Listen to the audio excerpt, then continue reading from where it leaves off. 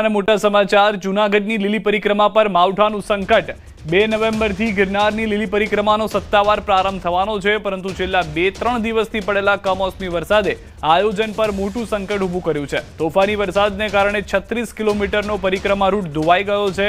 અનેક જગ્યાએ રસ્તાઓ પર અતિશય કીચડ જામી જતા તે જોખમી બન્યો છે। તંત્રએ સુરક્ષાના હેતુથી વૃદ્ધો, બાળકો અને બીમાર લોકોને પરિક્રમામાં ન આવવા અપીલ કરી છે।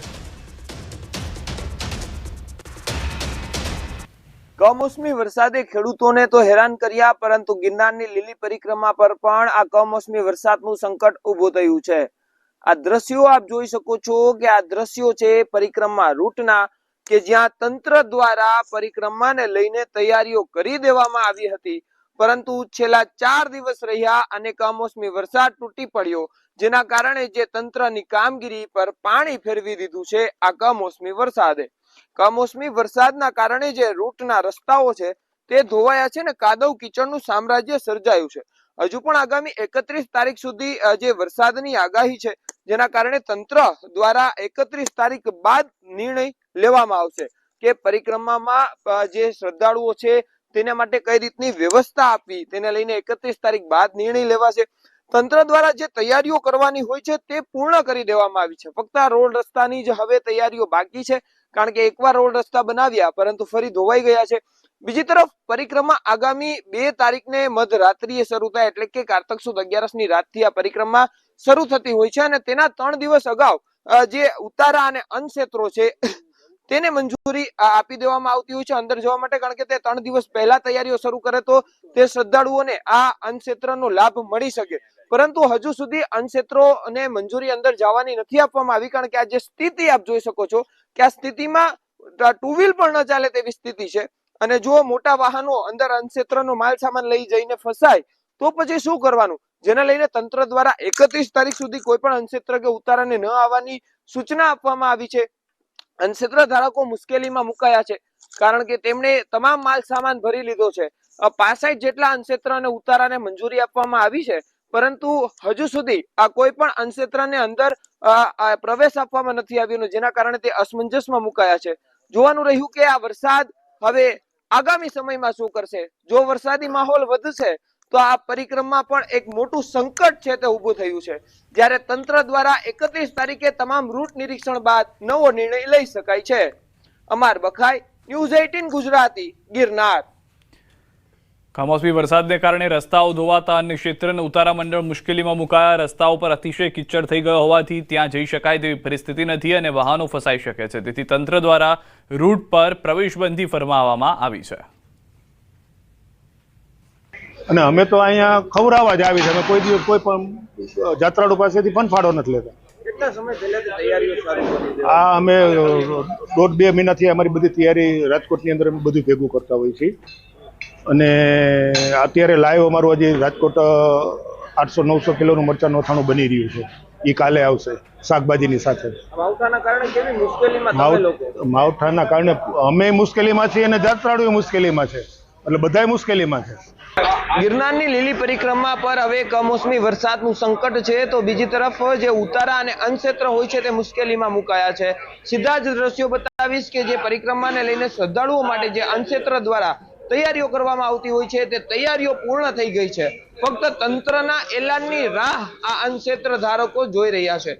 આ તમામ જે વ્યવસ્થા છે, તમામ જે કામગીરી છે તે અનક્ષેત્ર ધારકો દ્વારા કરી લેવામાં આવી છે। તમામ માલ જે તૈયાર કરી લેવામાં આવ્યો છે, બહાર પણ આપને હું બીજા દ્રશ્યો બતાવીશ કે જે વાહનો છે, જે માલ સામાન ભરેલા તે પણ અહીં ભરાઈ ગયા છે, અને તમામ હવે પરિક્રમા રૂટ પર જવાની રાહ જોઈ રહ્યા છે।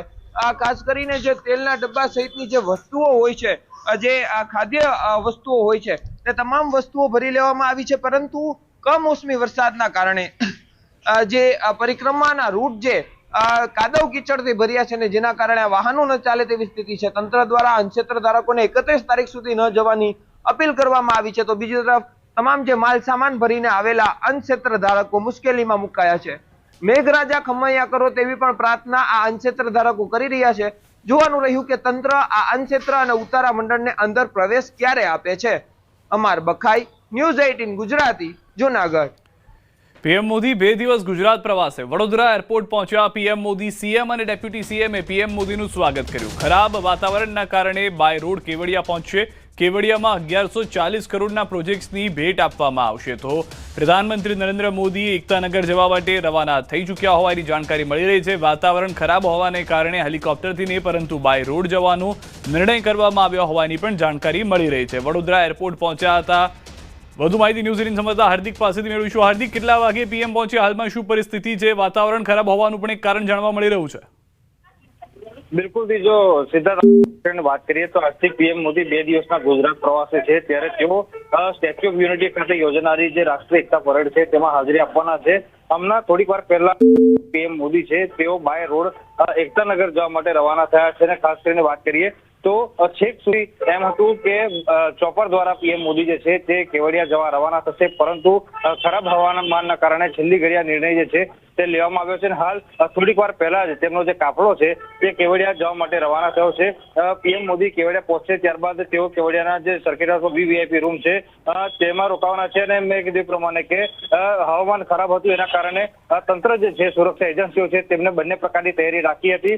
જો વાતાવરણ ખરાબ ન હોત તો પીએમ મોદી ચોપરમાં જાત, પરંતુ ખરાબ વાતાવરણના કારણે તેમને જે આ રોડનો જે માર્ગ છે તે પસંદ કર્યો છે. ત્યારે તેઓ તેમના કાફલા સાથે કેવડિયા જવા માટે રવાના થઈ ચૂક્યા છે. સિદ્ધાર્થ, આભાર હાર્દિક સમગ્ર માહિતી બદલ. તો પ્રધાનમંત્રી રવાના થઈ ચૂક્યા છે. ટૂંક સમયમાં કેવડિયા પહોંચી 800 કરોડથી વધુના લોકાર્પણ અને ખાતમુહૂર્તના કાર્યક્રમો છે તેમને પણ ખુલ્લા મૂકવામાં આવશે. સાબરકાંઠા જિલ્લામાં વરસાદી માહોલ. હિંમતનગર શહેર અને ગ્રામ્ય પંથકમાં વરસાદ. જિલ્લામાં હવામાન વિભાગની આગાહી વચ્ચે વરસાદી માહોલ. હિંમતનગર શહેરના મોતીપુરા, સહકારજીન, મહેતાપુરા, મહાવીરનગર સહિતના પંથકમાં વરસાદ. હિંમતનગરના બેરણા, ગાંભોઈ, કરણપુર, વીરવાડા, સાબરડેરી, હાજીપુર પંથકમાં વરસાદ. ખેડૂતોના પાકને ભારે નુકસાનની ભીતિ. તો સાબરકાંઠા જિલ્લામાં વરસાદી માહોલ જે જોવા મળી રહ્યો છે. સૌરાષ્ટ્ર અને દક્ષિણ ગુજરાત સુધી વરસાદ સીમિત નથી રહેવાનો જે આગાહીકારો પણ કહી રહ્યા હતા કે જે ડિપ્રેશન આવી રહ્યું છે, કે જે શક્યતાઓ છે કે ભાવનગર અને સુરતની વચ્ચે જઈને ટકરાઈ શકે છે, તે ડિપ્રેશનના કારણે ઉત્તર ગુજરાત સુધી તેની અસર જોવા મળશે. અને સાબરકાંઠાથી આ જે દ્રશ્યો જોવા મળી રહ્યા છે એ સ્પષ્ટ કરી રહ્યું છે કે ઉત્તર ગુજરાતમાં પણ ખેડૂતોને આ માવઠાના કારણે નુકસાન થઈ શકે છે. કમોસમી વરસાદ નુકસાન પહોંચાડી શકે છે. વધુ માહિતી ન્યૂઝ 18 સંવાદદાતા ઈશાન પાસેથી મેળવીશું. ઈશાન, શું પરિસ્થિતિ છે સમગ્ર પંથકની હાલમાં વરસાદને કારણે? સીધા ચોક્કસ કે સાબરકાંઠા જિલ્લામાં અચાનક જો વાતાવરણમાં પલટો જોવા મળ્યો તો હવામાન વિભાગની આગાહી વચ્ચે હિંમતનગર, પ્રાંતિક અને તલોદ સહિતના વિસ્તારોમાં ધોધમાર વરસાદ વરસી રહ્યો છે. એટલે હાલ ધોધમાર વરસાદને કારણે જે નેશનલ હાઈવે છે, નેશનલ હાઈવે પર સર્વિસ રોડ પર પણ વરસાદી પાણી ભરાઈ ગયા છે. તો આ ઉપરાંત ખેડૂતોને પણ મોટું નુકસાન થઈ શકે તેવી ભીતિ હાલ તો સેવાઈ રહી છે. જી સીધા આભાર ઈશાન સમગ્ર માહિતી બદલ. તો મોટાભાગના વિસ્તારોમાં વરસાદ નોંધાઈ રહ્યો હોવાનું ઈશાનનું જણાવવું છે. અરવલ્લી જિલ્લાથી પણ સમાચાર. અરવલ્લી જિલ્લામાં કમોસમી વરસાદ. મોડાસા, માલપુર અને ભિલોડામાં વરસાદ. મોડાસા શામળાજી હાઈવે પર વરસાદી માહોલ. જો જિલ્લામાં 2 દિવસ બાદ ફરી કમોસમી વરસાદ શરૂ થઈ ગયો છે. આ તરફ અરવલ્લીના ધનસુરા પંથકમાં પણ વરસાદ વરસી રહ્યો છે. વરસાદ વરસતા મગફળી વેચવા આવેલા ખેડૂતો ચિંતિત બન્યા છે. તો ઉત્તર ગુજરાતના અલગ અલગ વિસ્તારથી જે વરસાદ છે તેને લઈને સમાચાર મળી રહ્યા છે. અનેક જગ્યાએ એપીએમસીમાં પહેલેથી તૈયારીઓ કરવામાં આવી હોવાની વાત હતી. સૌરાષ્ટ્રની વાત કરીએ, ભાવનગર, ઘોઘાના દરિયામાં સાયક્લોનની અસર. દરિયા કિનારે વરસી રહ્યો છે ધોધમાર વરસાદ. ઘોઘા બંદરે 3 નંબરનું સિગ્નલ લગાવાયું છે. સ્થાનિક લેવલે સાવચેતી રાખવી એવું ભયજનક 3 નંબરનું સિગ્નલ લગાવવામાં આવ્યું છે. ઘોઘાના દરિયામાં જોવા મળી ઝીરો વિઝિબિલિટી. હાલ સુરક્ષાના ભાગરૂપે ઘોઘાના દરિયા કિનારે માછીમારોની બોટ લાંગરી દેવામાં આવી છે. આ ઉપરાંત માછીમારોને દરિયો ન ખેડવા પણ સૂચના આપી દેવામાં આવી છે. હવામાન વિભાગની આગાહીને લઈને ફરી વખત જ્યારે ગુજરાતના ભાવનગર શહેર સહિત જિલ્લામાં વરસાદનું સંકટ છે તે સામે આવ્યું છે, ત્યારે તમે દ્રશ્યમાં જોઈ શકો છો કે હાલ ભાવનગરનું જે ઘોઘા બંદર છે, ઘોઘા બંદરની જેટી પર અત્યારે જે ભરતીનો સમય છે ત્યારે ભરતી આવતી હોય છે, તેને લઈને જે વહાણો છે, જે જહાજો છે તેને પણ દરિયા પરથી જે એનો જેટીનો વિસ્તાર છે ત્યાં લંગારવામાં આવતા હોય છે. ત્યારે ખાસ કરીને વાત કરીએ તો હાલ ઘોઘાની જેટી પર 3 નંબરનું સિગ્નલ છે તે લગાવી દેવામાં આવ્યું છે અને તમામે તમામ માછીમારો છે તેને એલર્ટ કરી દેવામાં આવ્યા છે.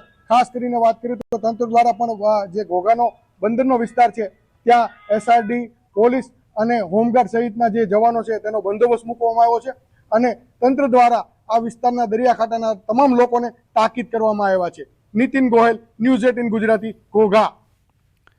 તો ગાંધીનગરમાં કમોસમી વરસાદથી ઠેર ઠેર પાણી ભરાયા છે. વરસાદ ખાબકતા અંડરબ્રિજમાં પાણી ભરાયા છે. પાણી ભરાતા હાલ વાહન ચાલકોની મુશ્કેલીઓમાં વધારો થયો છે. ગાંધીનગર, અમદાવાદ આ તમામ વિસ્તારની અંદર વરસાદને લઈને આગાહી હતી. હાલના જે દ્રશ્યો આપ જોઈ રહ્યા છો તે પણ સ્પષ્ટ કરી રહ્યા છે કે કઈ રીતની પરિસ્થિતિ ગાંધીનગરની પણ જોવા મળી રહી છે.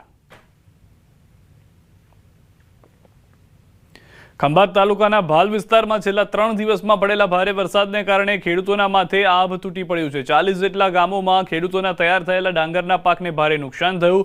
ગોલાણા, નિકલ, પાદડ, રોણી, નવી આખોલ, સોખડા, લુણેજ જેવા ગામના ખેતરોમાં ડાંગરનો પાક પલળી ગયો છે. ખેડૂતોની દિવાળી આ વર્ષે દુઃખદ બની છે. હવે તેઓ સરકાર પાસેથી આર્થિક સહાયની અપેક્ષા રાખી રહ્યા છે.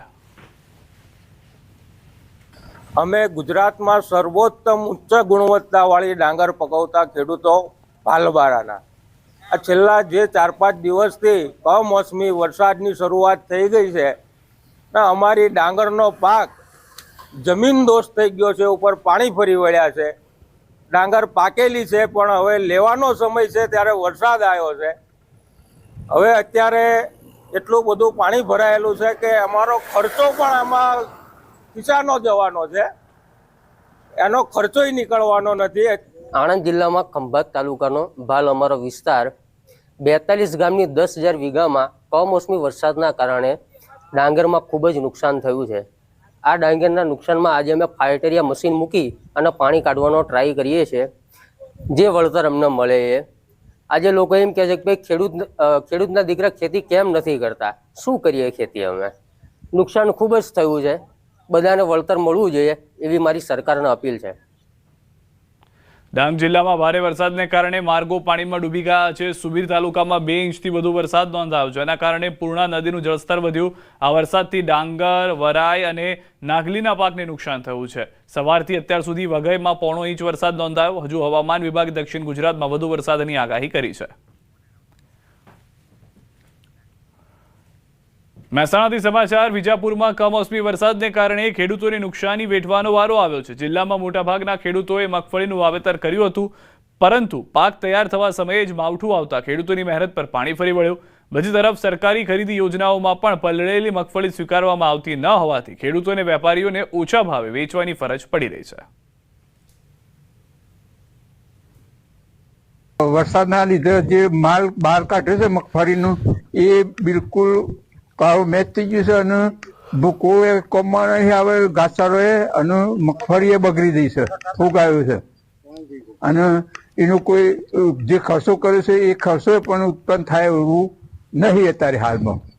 ભાવનગર જિલ્લામાં કમોસમી વરસાદને કારણે જેસર પંથકના ખેડૂતના પાકને વ્યાપક નુકસાન થયું છે. જેસરના ઉગલલાવાણ ગામની અંદર કમોસમી વરસાદને કારણે કપાસ, ડુંગળી અને મગફળી સહિત પાકને નુકસાન થયું છે. કમોસમી વરસાદને કારણે ખેડૂતોનો મહામૂલો પાક બરબાદ થયો છે. સરકાર યોગ્ય સહાયનું વળતર આપે તેવી માંગ ભાવનગર પંથકના ખેડૂતો દ્વારા કરવામાં આવી છે. તો આ વખતે ડુંગળીની અંદર થોડુંક 8-10 હજારનો વીઘે ખર્ચો કર્યો અને આ વરસાદને લીધે થોડી ઘણી વરસાદને લીધે નુકસાની સાહેબ છે. એટલે આમાં કાંઈ પાકમાં કાંઈ છે નહીં, કાંઈ થાય એમ નથી અને વરસાદને લીધે અને બહુ નુકસાની છે એમ. તો સરકારને થોડીક વિનંતી કરી કે ભાઈ અમને કાંઈક થોડુંક નુકસાનીનું કાંઈક અમને વળતર સરકાર આપે એમ.